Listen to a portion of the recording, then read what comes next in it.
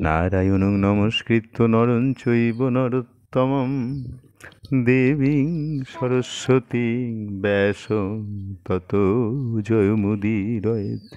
মহাভারত আদি পর্ব। দ্রোণাচার্যের দক্ষিণা প্রার্থনা। তবে কতদিনে দ্রোণ শিষ্যগণ প্রতি আমারে দক্ষিণা দেহ বলেন সুমতি। দ্রোণাচার্য দক্ষিণা চাইছেন শিষ্যদের কাছ থেকে। দ্রোণাচার্য বলিলেন, শুনো পার্থ দুর্যোধন, রত্ন আদি ধনে মম নাহি প্রয়োজন। রত্ন ধন এ সমস্ত কিছু আমার প্রয়োজন নেই। পাঞ্চাল ঈশ্বর খ্যাত দ্রুপদ ভূপতি রণমধ্যে তারিয়ানো বান্ধিয়া সম্প্রতি। পাঞ্চালের যে রাজা দ্রুপদ, তাকে তোমরা বেঁধে নিয়ে আসো। বিশেষ প্রতিজ্ঞা কইল কুন্তীর নন্দন, পূর্ব সত্য কইল না করিতে অধ্যয়ন। যে মতো পারো আনো করিয়া বন্ধন, আমার দক্ষিণা এই শুনো শিষ্যগণ। এটাই আমার দক্ষিণা হবে। এতেক শুনিয়া যুধিষ্ঠির দুর্যোধন, বলিলেন সৈন্যগণে সাজিতে তখন। রথগজ অশ্ব সাজে পদাতি বহুল, সাজ সাজ বলি ধ্বনি হইল তুমুল। সৈন্যগণ সাজিল দেখিয়া ধনঞ্জয়, এক রথে চলি যায় নির্ভয় হৃদয়। ধনঞ্জয় চলেছে সকলের সাথে। করপুটে জ্যেষ্ঠেরে করেন নিবেদন, তুমি তথাকারে যাবে কিসেরও কারণ। দাদার কাছে গিয়ে বলছে, তুমি কেন ওখানে যেতে চাইছো? আমা হইতে কর্ম যদি না হয় সাধন, তবে পাঠাও প্রভু অন্য কোনো জন। হে প্রভু, আমার দ্বারা যদি এ কাজ সম্পন্ন না হয়, তাহলেই তুমি অন্য কাউকে পাঠিও। এতেক বলিয়া পার্থ হইয়া সত্তর প্রবেশ করেন ক্ষণে পাঞ্চাল নগর। চলে গেছে একা একাই পাঞ্চাল নগরে। দ্রুপদ পাইল অর্জুনের সমাচার, আজ্ঞা কইল আপনার সৈন্য সাজিবার। দ্রুপদ চিন্তিত অতি না জানি কারণ, অর্জুনের আগমন কোন প্রয়োজন। দ্রুপদ রাজা বুঝতে পারছে না অর্জুন কেন এসেছে হঠাৎ এরকমভাবে যুদ্ধ করতে। মন্ত্রী পাঠাইয়া দিল অর্জুন গোচর, মন্ত্রী বলে অর্জুনে করিয়া জোর কর। কহ কুরুবর তব কেন আগমন, আজ্ঞা কর কোন কর্ম করিব সাধন। এই কুরুবর, আপনি আজ্ঞা করুন, আমি কি কাজ করতে পারি আপনার জন্য। রাজার মন্দিরে চলো লহরাজ পূজা, তোমা দর্শনে বড় ইচ্ছা করে রাজা।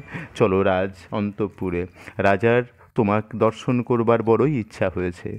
অর্জুন বলেন হবে হবে ব্যবহার, রাজারে জানাও এই সংবাদ আমার। অতিথির যত পূজা পাইলাম আমি, কেবল আমারে আসি যুদ্ধ দেহ তুমি। আতিথ্য তো সবই গ্রহণ করলাম আমি, এবার রাজাকে গিয়ে বলো যে আমি তার সাথে যুদ্ধ করতে চাই। সসৈন্যে আসিতে বলো সংগ্রামের স্থলে, নহিলে অনিষ্ট বড় হইবে পাঞ্চালে। কহিলেন মন্ত্রী গিয়া রাজার গোচর, শুনি ক্রোধে কম্পিত দ্রুপদ নৃপবর। ক্ষত্র হইয়া হেন বাক্য সহেকার প্রাণে, চতুরঙ্গ দলে রাজা আসে ততক্ষণে। অশ্বগজ রথ আর না যাই গণনে, সসৈন্যে বেরিল গিয়া পাণ্ডুর নন্দনে। বসিয়া আছেন পার্থ নিঃশঙ্ক হৃদয়, নানা অস্ত্র বরিশন করে সৈন্য চয়। সসৈন্যে গিয়েছেন দ্রুপদ রাজা, ঘিরে নিয়েছেন অর্জুনকে। অর্জুন নির্ভীক হয়ে রয়েছে বসে। সমস্ত সেনারা অস্ত্র বরিশন করছে। অস্ত্র বরিশন দেখি উঠেন অর্জুন, আকর্ণ পড়িয়া টঙ্কারিল ধনুর গুণ। দ্রোণের চরণ ভাবি এরেন যে স্বর, মুহূর্তেকে আচ্ছা দিল দেব দিবাকর। আষাঢ় শ্রাবণে যেন নব জলধর, বৃষ্টি ধারা পড়ে তথা সৈন্যের উপর।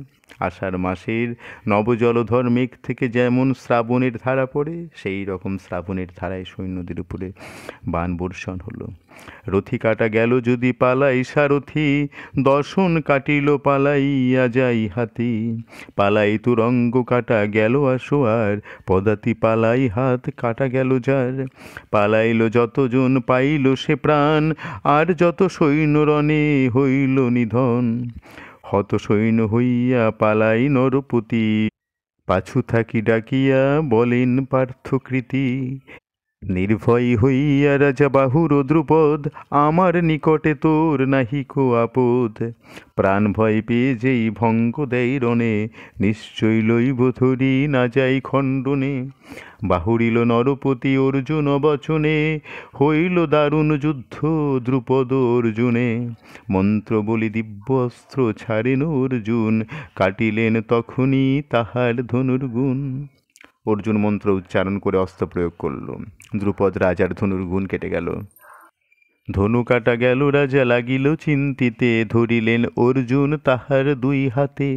নিজ রথে চড়াইয়া করেন গমন, হেনকালে সম্মুখে আইল দুর্যোধন। নিজের রথে করে তাকে নিয়ে চলে যাচ্ছে, এমন সময় দেখা দুর্যোধনের সাথে।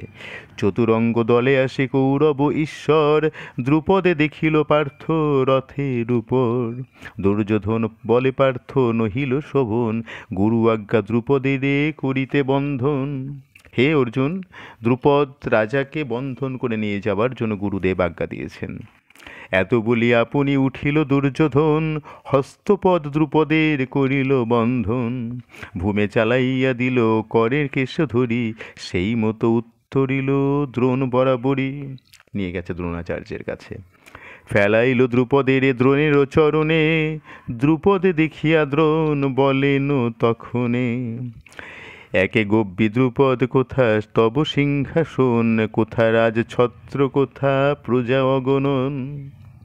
মনে করিয়ে দিল দ্রুপদ রাজাকে সেই কথা, যখন দ্রোণাচার্য গিয়েছিল দ্রুপদের কাছে, তখন যা যা বলেছিল। কোথায় ধনজন রাজ আভরণ, এবে দেখি পড়িয়াছ শৃঙ্খল ভূষণ। পুনরূপী হাসিয়া বলেন গুরু দ্রোণ, স্থির হও ভয় নাই আমার সদন। ভয় পেও না আমার কাছে। জাতিতে ব্রাহ্মণ আমি ক্ষণমাত্র ক্রোধ, বিশেষ বল্লের সখা চিত্তে উপরোধ। আর তারপরে আমার তুমি বালককালের সখা। পূর্বের বচন সখা হয় কি স্মরণ, সেবকে বলিয়া দিলে একটি ভোজন। এখন সমান হইলাম দুইজন, এবে সখা বলিবা কি আমারে রাজন। এবার কি আমি সখা হওয়ার যোগ্য হয়েছে তোমার? বাল্যকালে করিয়াছিলে যে অঙ্গীকার, আমি রাজা হইলে রাজ্য অর্ধেক তোমার। তুমি অঙ্গীকার করেছিলে আমি যদি রাজা হই তাহলে অর্ধেক রাজ্য তোমার হবে। পালিতে নারিলা তুমি আপন বচন, এবে সব রাজ্য হইল আমার শাসন। তুমি তো তোমার কথা রাখতে পারোনি, এবার তো সমস্ত রাজ্যই আমার হয়ে গেল। তুমি না পালিলে আমি চাই পালিবারে, অর্ধেক পাঞ্চাল রাজ্য দিলাম তোমারে। আমি তোমাকে অর্ধেক পাঞ্চাল রাজ্য দিয়ে দিলাম। গঙ্গার দক্ষিণ তীর করো অধিকার, উত্তর তটের রাজ্য সকলই আমার। তুমি গঙ্গার দক্ষিণ তীর নিয়ে নাও, সব কিছু তোমার। আর গঙ্গার উত্তরে যা যা আছে তার সব আমার। অর্ধাঅর্ধি রাজ্য এই দোহারও সমান, পুনঃ সখা হবে যদি হও যত্নবান। এত শুনি বলিল দ্রুপদ নরবর, পরম মহৎ তুমি জগত ভিতর। যে আজ্ঞা করিলা তাহা স্বীকারও আমার, তুমি সখা হও আমি হইনু তোমার। হ্যাঁ, তুমি আমার সখা, আমিও তোমার সখা হলাম। দ্রোণ বলিলেন তবে ঘুচুক বন্ধন, মুক্ত হয়ে যাও তুমি দ্রুপদ রাজন।